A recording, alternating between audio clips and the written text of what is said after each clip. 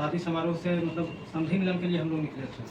तो रास्ते में जब 5-6 लड़के से आया और सब लोग शराब के नशे में थे और कुछ समझा पूरा कुछ नहीं देखा कि वो लोग चमार जात के बराती है, बस डीजे जो बजा था उसमें घुस कर मारपीट सीधा चालू कर दिया।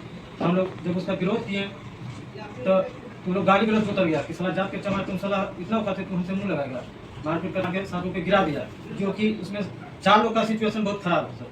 थाना कहीं सामान दिया थाना में तो नहीं दिया है सर, वो लोग तो हम लोग को वो आरोपी से ही मिला हुआ है सर, घूस ले लिया वही है और बोला धमकी थी सर, आरोपी लोग को धमकी दे रहा वहाँ के लोग पकड़ाया कोई नहीं वो लोग को। और ये मामला जो है ये जाति समझकर दलित समझकर इनको बेरहमी से पीटा गया। मैं नहीं कर रहा हूँ, ये खुद कर रहे हैं जी। इतना ही नहीं, मारपीट तो शेड्यूल कास्ट के साथ ऐसा होता है तो भाई वो जनरल है, कोई बड़ा चीज नहीं, लेकिन इनकी शादी था और शादी में चंद्रवंशी जाति के द्वारा बराती को भी पीटेंगे। मान लीजिए थोड़ा देर के लिए कि ये रविदास समाज के हैं या इनसे कोई पूर्व विवाद होगा कि इनके साथ मारपीट हो, मान लिया कि इनका गलत है, लेकिन बराती की क्या गलती था, इनका बहन का, बेटी का, माँ का क्या गलती था? मारपीट हुआ वो भी छोड़िए कि दलित समाज के, गरीब समाज के इसके साथ मारपीट किया गया, चमार समाज के, लेकिन जब ये थाना में गए तो थाना अध्यक्ष रवैया सुने। थाना अध्यक्ष जो है अधिकांश मामले में मैं देखा हूं कि अगर कोई गरीब आदमी, मजदूर, किसान, दलित अगर जाता है थाना में आवेदन लेके लिख कर, तो बोलता है कि तो किसी के बढ़ावा में या किसी के बहकावा में तुम लिखवा के गए। और अगर दलित समाज अगर आवेदन लेके नहीं जाता है तो वही थाना कहता है जाइए आवेदन लिखवा के, यानी कि आपकी इतना परेशान करेगा, कभी कहेगा आवेदन लिखवा के आइए, कभी कहेगा आधार कार्ड लेके आइए, कभी कहेगा ये सुधार के आओ, कभी कहेगा ये गलती लिख दिया, कभी कहेगा ये नहीं लिखना चाहिए, कभी कहेगा ये लिख दो। मेरी बहन का सर शादी हुआ था 27 अप्रैल 2026। मेरा बारात आया था, हम लोग शादी समारोह से मतलब समधी मिलन के लिए हम लोग निकले थे। तो रास्ते में जब जा रहे थे तो उसमें कुछ लोग चंद्रवंशी समाज से कुल 5-6 लड़के से आया और सब लोग शराब के नशे में थे और कुछ समझा पूरा कुछ नहीं देखा कि वो लोग चमार जात के बराती है, बस डीजे जो बजा था उसमें घुस कर मारपीट सीधा चालू कर दिया।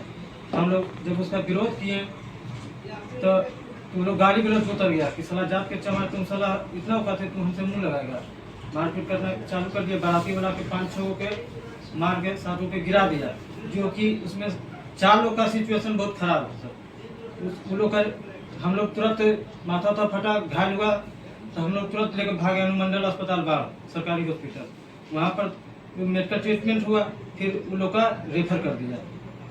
मतलब उन लोग का इतना सीरियस स्थिति में हुआ इसमें।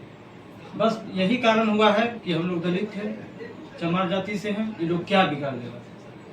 थाना में कैसा बिहेव रहा सर। 29 तारीख को हम जब शादी उसमें तो सर हम लोग इन्वॉल्व थे, समझ में नहीं आ रहा था क्या करे नहीं करे, ऐसा स्थिति हो गया था।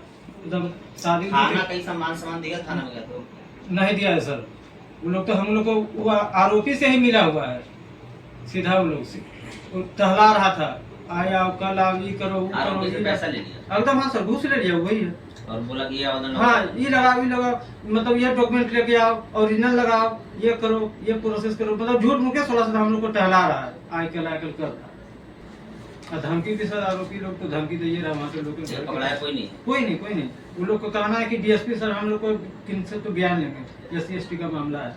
आप बताइए सर कितना दिन से मतलब अभी तक बयान देंगे हम लोग को। देखिए ये मामला बाढ़ थाना अंतर्गत है और ये मामला जो है ये जाति समझकर, दलित समझकर इनको बेरहमी से पीटा गया। और मैं नहीं कर रहा हूँ, ये खुद कर रहे हैं जी। इतना ही नहीं, मारपीट तो शेड्यूल कास्ट के साथ ऐसा होता है तो भाई वो जनरल है, कोई बड़ा चीज नहीं, लेकिन इनकी शादी था और शादी में चंद्रवंशी जाति के द्वारा बराती को भी पीटेंगे। मान लीजिए थोड़ा देर के लिए कि ये रविदास समाज के हैं या इनसे कोई पूर्व विवाद होगा कि इनके साथ मारपीट हो, मान लिया कि इनका गलत है, लेकिन बराती की क्या गलती था, इनका बहन का, बेटी का, माँ का क्या गलती था? मारपीट हुआ वो भी छोड़िए कि दलित समाज के, गरीब समाज के इसके साथ मारपीट किया गया, चमार समाज के, लेकिन जब ये थाना में गए तो थाना अध्यक्ष रवैया सुने। थाना अध्यक्ष जो है वो अधिकांश मामले में मैं देखा हूं अगर कोई गरीब आदमी, मजदूर, किसान, दलित अगर जाता है थाना में आवेदन लेके लिख कर, तो बोलता है कि तू किसी के बढ़ावा में या किसी के बहकावा में तुम लिखवा के गए। और अगर दलित समाज अगर आवेदन लेके नहीं जाता है तो वही थाना कहता है कि जाइए आवेदन लिखवा के, यानी कि आपकी इतना परेशान करेगा। कभी कहेगा आवेदन लिखवा के आइए, कभी कहेगा आधार कार्ड लेके आइए, कभी कहेगा ये सुधार के आओ, कभी कहेगा ये गलती लिख दिया, कभी कहेगा ये नहीं लिखना चाहिए, कभी कहेगा ये लिख दो। इतना दौड़ाता है, इतना परेशान करता है, इतना परेशान करता है। क्यों? ताकि दलित समाज के लोग डर से FIR दर्ज करें। और मैं इसलिए नहीं बोल रहा हूँ। अब ये DGP साहब बिहार के जो वर्तमान में जो विनय सर हैं, और पुलिस विभाग के मुखिया भी हैं, क्या DGP साहब सिर्फ आप फेसबुक में खाली बड़ा बड़ा भाषण दीजिएगा? क्या DGP साहब आप सिर्फ यूट्यूब में अपना चेहरा चमकाइएगा? या धरातल पर आप देखिए।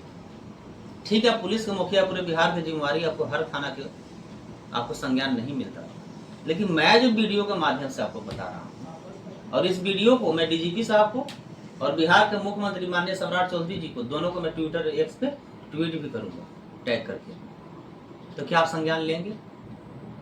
अभी तक हमने 10+ पुख्ता सबूत के साथ मैं DGP साहब को टैग कर चुका हूँ। DGP साहब बहाना से बच सकते हैं कि हमारे संज्ञान में नहीं है, हमको जानकारी नहीं, लेकिन आपके X ट्विटर पे जब हम ट्वीट करते हैं, आपको खुद मैं अवगत कराता हूँ हर मामला से, तो उस पर आपका ध्यान आकर्षित क्यों नहीं होता? गांव में ही देख लीजिए ना भाई, कोई 1 गाड़ी 2 गाड़ी बालू अगर कोई गरीब मजदूर दलित अगर ले जाता है घर बनाने के लिए, तो उसे बालू माफिया का आरोप लगा के जेल भेज दिया जाता है। लेकिन बड़ा बड़ा बालू माफिया जो है, भू माफिया जो है, क्रिमिनल जो है, उसको पुलिस का औकात नहीं कि छू दे। अब देख लीजिए नवादा का मामला, हाईवा से एक सिपाही को कुचल दिया, लेकिन अभी तक अपराधी गिरफ्तार नहीं है। तो गरीब आदमी घर बनाने के लिए बालू ले जाइए तो आपको भूमाफिया कहेगा। अब न्याय के लिए सड़क पर आइए तो आपको लाठी से पीटा जाएगा। अब नौकरी की बात कीजिए तो झूठा मुकदमा किया जाएगा। जैसे में कल परसों का मामला आप देख लीजिए, TRE 4 छात्रा जब लाखों की संख्या में जब रोड पर आए, सरकार क्या किया? लाठी से पीटा, झूठा मुकदमा किया, सबको जेल भेजा। क्या यही न्याय व्यवस्था है? क्या बाबा साहब संविधान में संवैधानिक अधिकार नहीं दिए कि अपना हक अधिकार, मान सम्मान, न्याय, नौकरी के लिए रोड पर आ सकते हैं? कोई नहीं दे, कोई नहीं सुने। तो क्या हो रहा है इस देश में? कब तक होगा? क्या लगता है कि फिर भगत सिंह को जन्म लेना होगा? लेकिन ये सरकार और ये प्रशासन के जो दिमाग में है कि मैं लाठी से पीट के और झूठा मुकदमा करके जेल भेज के मैं इन लोगों को मनोबल तोड़ दूं या डरा दूं, तो इनकी गलत फहमी है। ये इतिहास भूल गए। याद कर लीजिए, अमेरिका में एक शिकागो नाम की जगह है, वहाँ पे मजदूर लोग अपने हक अधिकार के लिए धरना प्रदर्शन पर बैठे थे, और उनका मांग क्या था? 8 घंटा काम, 8 घंटा आराम और 8 घंटा मनोरंजन।